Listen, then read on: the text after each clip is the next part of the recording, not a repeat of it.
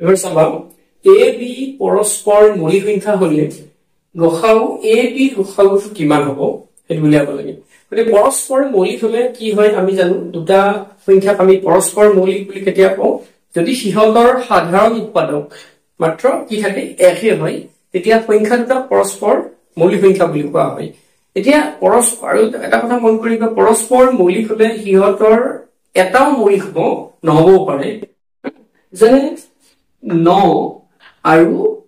ধৰা 16 ইহঁত পৰস্পৰ মৌলিক কিন্তু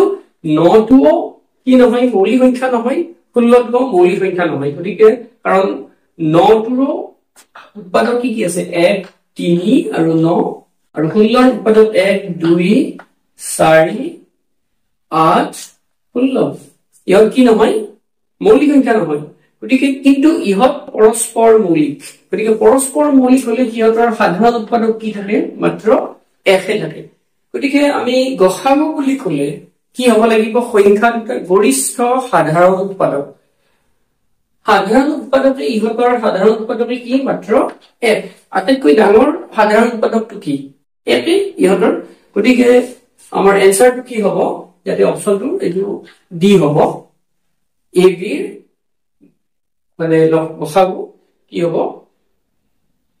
এক হ'ব এটা যদি লসাগু বুলি সুধিলে হেতেন এইটো লসাগু সুধিলে কি হ'ব পৰস্পৰ মৌলিক সংখ্যাৰ লসাগু হ'ল সিহঁতৰ পূৰণফলৰ সমান যেনে 9 আৰু 16 যেটো কি হ'ব লসাগু হয় লসাগু তাতৰ পূৰণফল 16 গুণ 135 সেইটো হ'ব আনসাৰ সৰি 16 গুণ 100 কিমান হ'ব 146 গতিকে গসাগু দুটা পৰস্পৰ মৌলিক সংখ্যাৰ গসাগুটো কথা মন কৰিবা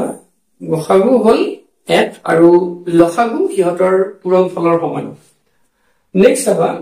পাছৰ মৌলিক উৎপাদকৰ সংখ্যা কেইটা পাছৰ মৌলিক উৎপাদক কি আছে পাছৰ মৌলিক উৎপাদক 1 আৰু 5 আৰু তো মানে নাই সৰি 1 পাছৰ মৌলিক উৎপাদকৰ আগতে আমি পাছৰ উৎপাদক কি পাছৰ উৎপাদক কি 1 আৰু 5 কিন্তু 1 টো কি নহয় মৌলিক সংখ্যা নহয় গতিকে পাছৰ মৌলিক উৎপাদক কি হ'ব অকল 5 এ হ'ব 5 মানে কেইটা হ'ব মাত্ৰ